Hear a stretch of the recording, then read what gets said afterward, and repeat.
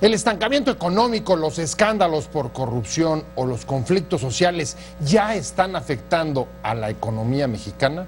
Se lo vamos a preguntar en unos momentos más a Juan Pablo Castañón, presidente del Consejo Coordinador Empresarial. Gracias por estar con nosotros en este programa en el que todas las ideas se pueden cuestionar siempre que se debatan. Soy José Buendía, le dejo mi Twitter, José Buendía MX, y acompáñenme a ver algunos datos de contexto para situar el momento en el que se encuentra la economía de nuestro país, para regresar aquí a nuestra mesa a tener nuestro debate como todos los días. El estancamiento por el menor crecimiento y el impacto de conflictos como el magisterial sobre la economía se han convertido en motivo de preocupación y pesimismo entre la cúpula empresarial, que presionan al gobierno con medidas para evitar un mayor deterioro. Otro factor de temor respecto al futuro de la economía mexicana es el resultado de las elecciones estadounidenses, ya que cualquiera de los dos contendientes, Hillary Clinton o Donald Trump, han sido críticos con el Tratado de Libre Comercio y también con el Tratado de Comercio Transpacífico. Ante el impacto de la conflictividad social, el gobierno estudia medidas de apoyo y condonaciones fiscales para los empresarios que registran pérdidas por los bloqueos y manifestaciones de los maestros, principalmente en Guerrero, Michoacán y Oaxaca. Otro foco de inquietud es el alza de insumos básicos como la electricidad o la gasolina, así como su impacto sobre la inflación y el crecimiento del déficit público a niveles que no registraba hace más de una década. También las condiciones laborales de millones de mexicanos han empeorado en los últimos años, en medio de una mayor creación de empleos con bajos ingresos, lo que se ha convertido en una condición estructural del mercado laboral de México tras la crisis de 2008-2009. ¿Los conflictos afectan ya la economía mexicana? ¿Los escándalos de corrupción ya inhiben inversiones? ¿Cómo controlar la vulnerabilidad ante el empeoramiento de la economía mundial?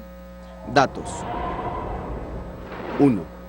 El número de personas que gana hasta un salario mínimo, 2,227.72 pesos al mes, fue de 8.02 millones en el segundo trimestre del año, un máximo desde que inició este registro en 2005, mientras que las personas que ganan entre 1 y 2 salarios mínimos, es decir, 4.455.44 pesos mensuales, sumaron 13.72 millones.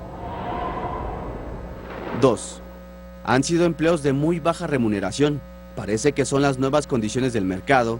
Si la gente quiere trabajar, si quiere comer, acepta el salario que le dan, mientras que los dueños del capital aprovechan esto, dijo a Expansión el economista Jonathan Heath. 3. Las exportaciones en México registraron una caída del 5.4% durante el mes de junio, retomando su tendencia a la baja en reacción al corto desempeño de la demanda externa procedente principalmente de Estados Unidos. De acuerdo al reporte de balanza comercial mostrado este martes 27 de mayo por el Instituto Nacional de Estadística y Geografía, las exportaciones no petroleras mostraron una reducción del 3.8%, mientras que las petroleras presentaron una contracción del 27.5%. 4. Al cierre de 2016 se espera un menor crecimiento económico y un dólar más caro, según proyectan analistas consultados por el Banco Nacional de México. 5. El sector empresarial mexicano ajustó, por segunda vez, su perspectiva de crecimiento económico para 2016 de 2.5 a 2.0%, por la incertidumbre internacional como de la depreciación de peso, el incremento de la inflación y la debilidad del Estado de Derecho.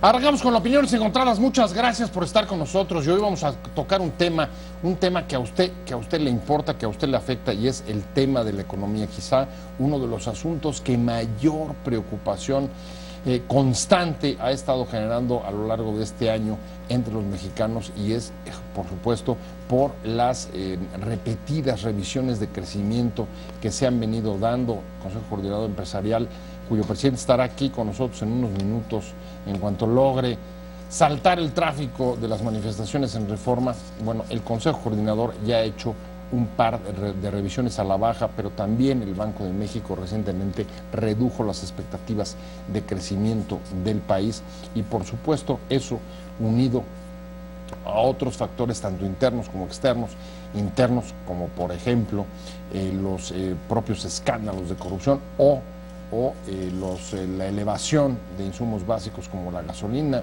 como la electricidad, o internacionales, externos, como las elecciones en Estados Unidos o el mayor dinamismo de la economía china, todos estos factores están creando un cóctel que incide sobre las posibilidades y expectativas de crecimiento del país. Está conmigo y me da mucho gusto Rodrigo Pacheco. Rodrigo, como siempre, un placer. Pepe, gracias por la invitación. Y sí, un entorno que describes perfectamente entre los retos internos, vinculados por supuesto también a la coordinadora y todas estas manifestaciones que tanto dolor de cabeza le han dado al sector privado. Ya ves que parte de lo que explica el ajuste de crecimiento del Consejo Coordinador Empresarial es justamente el impacto en la actividad económica que ha tenido, por ejemplo, en la Ciudad de México, en Oaxaca, en Guerrero, etcétera, ¿no? Y son, digamos, un escenario realmente de mucha incertidumbre, considerando también el tema de la elección en Estados Unidos, ¿no? Antes, digamos, un poco para poner un poco el contexto de la discusión, ¿cómo podríamos describir en qué momento está la economía mexicana? Veníamos de tener, digamos, años de altísimas expectativas con las reformas estructurales, promesas de romper, digamos, las inercias de falta de crecimiento o de crecimientos mediocres de las últimas 3 décadas, y de repente, ¡plac!, parece como que el contexto internacional habría sido totalmente distinto, a pesar de que venimos o seguimos arrastrando la crisis de 2008, que parece no ha terminado de disiparse en el mundo ni de exorcizarse por completo. Y en el plano interno, de repente sí, pues desde que comenzó, digamos, las resistencias a la reforma educativa, quizá no señalo causa-efecto, pero sí que a partir o casi en paralelo o en ese momento es cuando las expectativas de la economía mexicana empiezan a girar.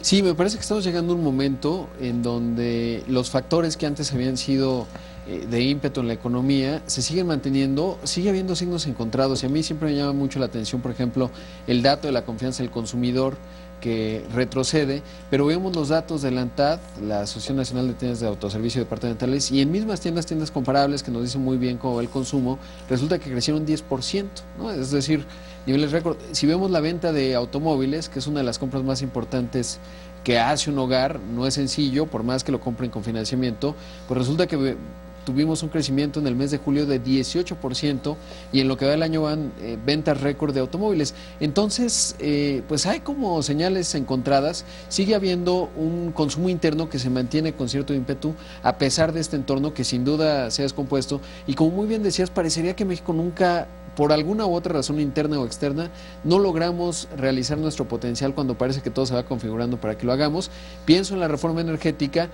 De verdad que no depende absolutamente de otra cosa más que de factores aleatorios, y me refiero a los precios del petróleo, que desde mediados de 2014 empezaron a desplomarse, y a partir de ahí muchos de las virtudes de la reforma energética pues han quedado relativamente debilitadas en un escenario en donde Pemex entró en una crisis todavía más aguda, consecuencia de lo mismo. Lo dices, y yo creo que lo dices bien, el mercado interno ha sido uno de los, digamos, factores que ha mantenido tasas de crecimiento que en efecto son superiores a las que se están dando en otros países de América Latina, no digamos solo Brasil, sino otras economías de la región. Sin embargo, ahí también hay claroscuros, porque sí, volteas y ves, por ejemplo, la precarización del empleo, la cantidad de empleos que se han creado con bajos salarios, malas condiciones, contratos basura, sobre todo a partir de 2008, es impresionante. Y eso sí me lleva, por supuesto, junto con el tema de la inflación, a temer que haya un efecto o un impacto sobre el principal factor que estaba asegurando el crecimiento. Pero la economía mexicana anda un poco errática, se siente medio pasmadona, como que no acaba de jalar, como que no va para acá, no va para allá, y hay incertidumbre, y esos son los temas de los que queremos hablar hoy. Cuáles son los factores, y si algunos de los que están ocurriendo, como los escándalos o los conflictos, ya están teniendo una incidencia sobre la economía del país. Muchas gracias, Juan Pablo Castañón, presidente del Consejo Coordinador Empresarial, por estar con nosotros hoy. No, encantado, Pepe. Perdón porque llegué un poco tarde, precisamente por... Había manifestación de la gente aquí en Reforma. Rodrigo, buenas noches. ¿Cómo estás, Juan Pablo? ¿Cómo Pues ves? sí. A ver, ustedes, ¿Creen que ya está afectando, por ejemplo, el conflicto de la gente o los escándalos de corrupción pues que han planeado a lo largo del sexenio Pues a la economía del país? evidentemente un conflicto que tiene 90 días y que no se resuelve y que hoy en día todavía tenemos automóviles o autobuses o camiones incendiados y secuestrados por alumnos de las normales, no nada más los maestros en conflicto, pues es un conflicto que no, al no resolverse no genera confianza y la confianza está cayendo y eso es muy peligroso. No la podemos perder, tenemos que fortalecer nuestros mercados internos con una vulnerabilidad internacional como está. Nuestras opciones es el mercado interno, generar inversión. Ante el entorno internacional y el déficit primario necesitamos tener un superávit primario. La única forma de tener un superávit primario es o recortando severamente el gasto o aumentando severamente la inversión extranjera directa o una combinación de las dos. México recibe alrededor de 35,000 millones de dólares de inversión extranjera. Chile recibe 100,000 millones de dólares para el tamaño de su economía. Es decir, que el tramo de oportunidad para recibir inversión extranjera directa es muy amplio, pero para recibirlo tenemos que tener cumplimiento de leyes, Estado de Derecho, seguridad y certeza jurídica, generación de confianza.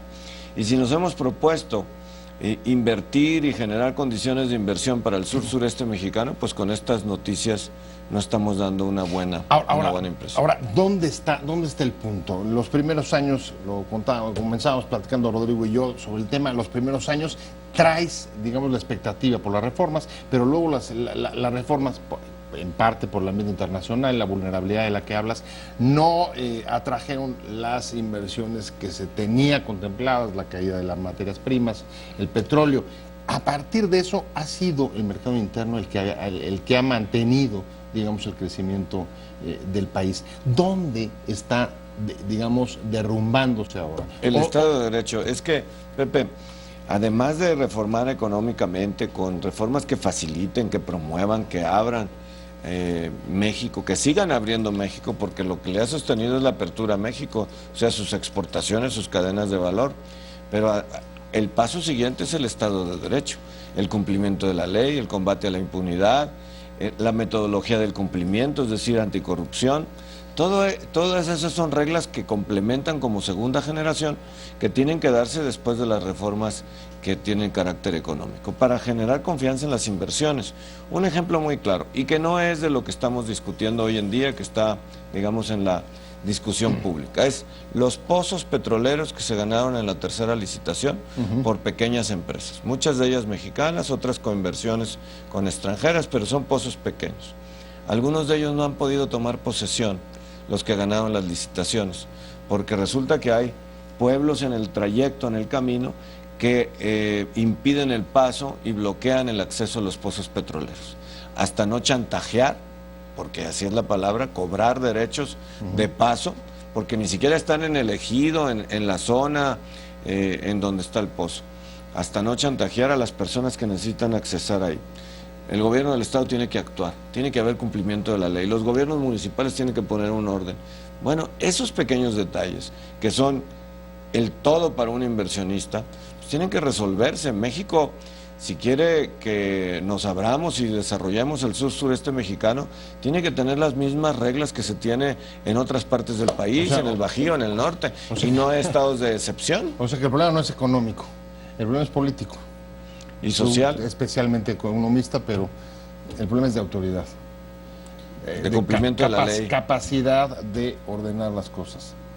No, revisando, por ejemplo, las últimas noticias de un día común y corriente, pues resulta que los escándalos vinculados a la corrupción afectando la actividad y la confianza de los empresarios, esto que ha ocurrido en Quintana Roo, en donde se desaloja impunemente a nivel del gobierno estatal, pues una serie de hoteles de inversiones que ya estaban puestas, pues te quita cualquier certidumbre a uno de los sectores que teóricamente sí crece, que es el sector turístico.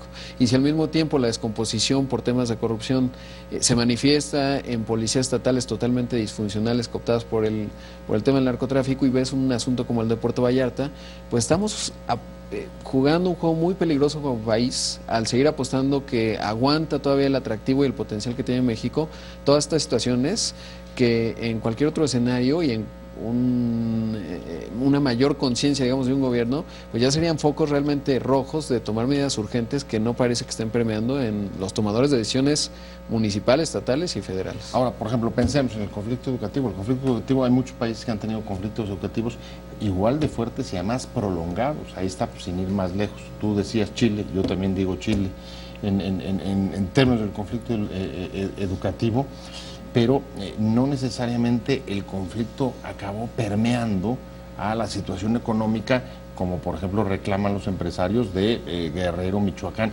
¿Hasta dónde, es pregunta, ha sido, digamos, la falta de crecimiento lo que tiene hoy amolados a los empresarios de esos lugares, y lo que cuando llega el conflicto es que ya los agarra mal? Es que ya tienen un problema, digamos, de caída de ventas, de producción y de menor crecimiento. Así es, mira, el testimonio de una persona que de Oaxaca, que estuvimos con el secretario de Gobernación, y que le dice: muy bien que hayan liberado a tales y cuales de los líderes, si el Estado de Derecho, las nuevas leyes les permiten seguir el proceso en su casa pagando una fianza. No más le pregunto, secretario, ¿y mis derechos? Yo tengo 90 días sin poder trabajar. ¿Y los derechos de mis trabajadores? ¿Y los derechos de los artesanos que me traen la mercancía para yo poderles vender? ¿Dónde están los derechos de los ciudadanos? Cuando un conflicto es un conflicto laboral, donde los líderes están representando a su gente para negociar mejores condiciones para su gente ante su patrón, que en este caso es el gobierno, pues no tiene por qué contaminar con hechos de violencia, que además atenten contra los derechos de los demás, no nomás en su patrimonio, sino también en sus personas.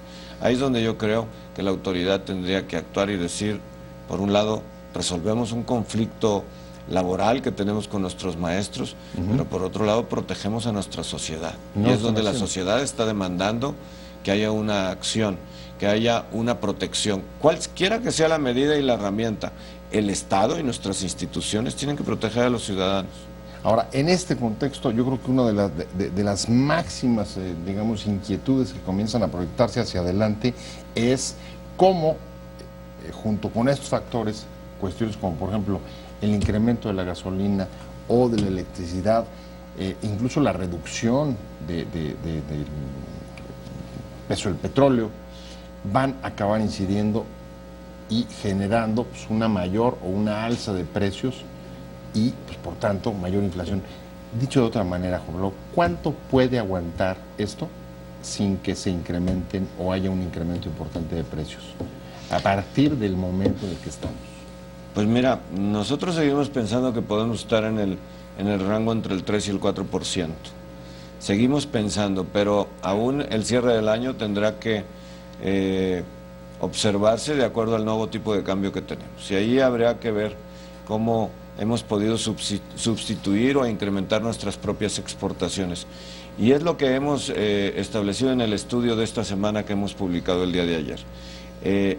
Las estimaciones de nuestro centro de estudios es que no se ha dinamizado la exportación de productos mexicanos. Al contrario, que ¿no? pudieran sustituir las importaciones a mayores precios. Entonces no ha reaccionado la exportación para proteger la economía interna. Por tanto, entonces, eventualmente tendremos una presión inflacionaria importante. Mayor a lo que originalmente hubiéramos Nosotros, el gran reto en esto, en la economía, es mantener una inflación del 3% o en su rango, que es máximo 4%. Ese es el gran reto que le da poder adquisitivo a las personas y poder de consumo entonces. Pero tus palabras me hacen leer, digamos, que no estás muy optimista, que crees que aunque crean que se puede mantener en 3 o 4, si no hay motores que lo sostengan, hacia final de año quizá pueda romper o ir más allá digamos, de ese nivel. Por eso es muy importante reactivar o activar o dinamizar condiciones de confianza y atracción de inversiones extranjeras, que junto con las mexicanas puedan reactivar mercados internos y que nos permitan entonces generar sueldos, ingresos para las personas y compensar así, de tal forma que no tengamos un impacto inflacionario fuerte. A pesar de que incluso, lo platicábamos al arranque del programa, la propia demanda interna, que es la que te ha sostenido el crecimiento, pues está siendo afectada no solamente por las alzas, sino incluso daba los datos hace unos días INEGI, pues una caída, digamos, en el tipo, en el poder adquisitivo y en los salarios, y hasta en el tipo de empleo, y digamos, con contratos que se llaman contratos basura o con muchos menores prestaciones y protecciones de las que hay. Sí, la pauperización del empleo. Exacto, empieza a ser un problema estructural, ¿es cierto? Sí traemos ya un problema estructural de malos empleos. Lo que estamos viendo signos, hay que tener cuidado y por eso es nuestro llamado urgente. Uno, hay que recortar el gasto público, hay que proteger la inversión pública y privada. Necesitamos atraer más inversiones y dar muestras de que México es un país de confianza, donde se puede invertir, donde tenemos instituciones, donde se hace cumplir la ley y se protege a los ciudadanos. Por eso es nuestra insistencia, no solo por el conflicto magisterial y sus repercusiones, sino por el Estado de Derecho, el cumplimiento y el testimonio que se da como un país que queremos ser, un país de primer mundo que está en transición, pero cumpliendo un proceso, no retrocediendo. Fuerte presión tienen los empresarios. Sí, la verdad es que pocas veces hemos observado, sobre todo desde que se empezó a discutir el Sistema Nacional Anticorrupción, la presión que ha generado Juan Pablo Castañón, los líderes del sector privado, ha sido fuerte y me da la impresión que estamos ante un nuevo escenario al que quizás el sistema como tal, el gobierno, no necesariamente está acostumbrado a una voz mucho más activa, que es producto y reflejo de esa clase media. Iba a decir gran, pero a veces parece que se va adelgazando, que se va manifestando y que muestra pues su descontento también en un escenario en donde le quedan pocas opciones. Yo no me quiero imaginar a alguien que además de tener que pagar impuestos, de cumplir con toda la regulación, que si vemos el Doing Business no es sencillo, y al mismo tiempo pues llega alguien y le cierra, y 90 días, y además pagas impuestos, estás en el peor de los mundos, ¿no? Debes estar en una presión ahí fuerte, dura de tu gremio, y la necesidad de cambiar las reglas de juego con el gobierno, ¿no? Pues como todas las crisis también tienen sus oportunidades y es precisamente en estas oportunidades en donde tenemos que visualizar qué es lo que queremos para México. Si queremos un México de legalidad, un México de orden, un México donde a las personas nos dejen trabajar y circular en las calles, en nuestras plazas, pues tenemos también que exigir que las leyes se cumplan. ¿Por dónde es tu prioridad? Porque hay cosas que son en el corto plazo, hay otras que son a mediano y otras que son mucho más largos, digamos, para comenzar a entrarle a esto. Un asunto de autoridad, es un asunto de Estado de Derecho, pero bueno, pues eso implica crear una cultura, es un asunto de inversiones, es un asunto de resolver los conflictos, por dónde hay que entrarle, porque parece que el problema es que hay muchos frentes, y muchos abiertos. El asunto es generar confianza en nuestras instituciones, por tanto entonces cuando hay que utilizar la autoridad hay que utilizarla, y es resolver los problemas que hoy en la actualidad tenemos. Y cuando hay que resolverlos, ya sea por una vía o por la otra, pero con todas las herramientas que tiene el Estado mexicano y sus instituciones, pero responderle a su ciudadanía. Y si estamos demandando resolver este conflicto violento, pues se tiene que resolver de manera inmediata. Ahora, hemos tenido ya también algunas pruebas. Ahí está el caso, por ejemplo, en Nochistlán, cuando tratan de desbloquear. Pero también hay otros. También sacaron a 70,000 maestros del Zócalo de la Ciudad de México sin un herido, bueno, golpeados. O sea, han hecho cosas exitosas nuestras propias instituciones. No nos vayamos solo a los problemas que hemos tenido y que hay que resolverlos y que no se vuelvan a repetir. Pero también se han hecho cosas bien. Tenemos buena estrategia, buenos policías y se hace cumplir la ley. A ver, si no pagamos impuestos tú y yo, ¿no nos van a meter a la cárcel? Sí, por lo menos sí. Claro. Bueno, a lo mejor sí. Ahora podemos pagar fianza y seguirnos a mí sí, a ti no estoy seguro. Si yo vengo hoy y destruyo aquí el canal, ¿no quisieras tú que viniera alguien del orden que me pusieran en paz? Pues de la misma forma, en nuestro México, nuestra autoridad tiene que poner en paz a las personas para que podamos convivir. Lo que está diciendo es que está siendo selectiva, que la política está permeando. Es un poco lo que sientes. Las circunstancias políticas están dejando ausente el ejercicio de la autoridad. O sea, hay vacío de poder. Hay vacío de decisión de ejercer la autoridad, las instituciones. Pues lo cual es equivalente a vacío de poder. Es necesario que se tomen decisiones. ¿Ya sientes que está afectando la economía? ¿Ya se percibe? Está bajando el nivel de utilidad. No. ¿Caen las inversiones? Pues nada más 90 días semiparalizado 4 estados de la República, que hay un impacto en el PIB, lo hay, evidentemente. Por eso es urgente la solución. Pero no solamente en lo económico, aquí es un problema muy importante que tenemos que ponerlo sobre la mesa. Es el ánimo de la sociedad, hacia dónde vamos y cómo podemos salir adelante los mexicanos. Todos queremos que nos dejen trabajar y todos queremos trabajar en orden. Ahí está lo de la gente, pero si hablas de ánimo de los mexicanos, ahí están las últimas revelaciones, sean ciertas o no sean ciertas, se tendrán que investigar lo que sea, sobre el último escándalo sobre corrupción en torno a la familia presidencial, el departamento de Miami. ¿Cómo te afecta eso el ánimo de los mexicanos? En todo el tema de anticorrupción tiene que haber avances importantes en el sistema que tenemos para generar el próximo confianza. año va a operar. ¿Qué vamos a hacer de aquí al próximo año? Deben de operar nuestras instituciones que hoy en día tenemos.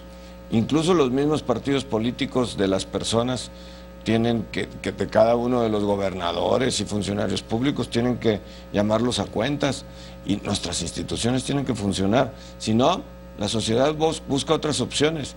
Y este es nuestro Estado, nuestra democracia, el lugar donde vivimos todos. Tenemos que tener mejores reglas del juego.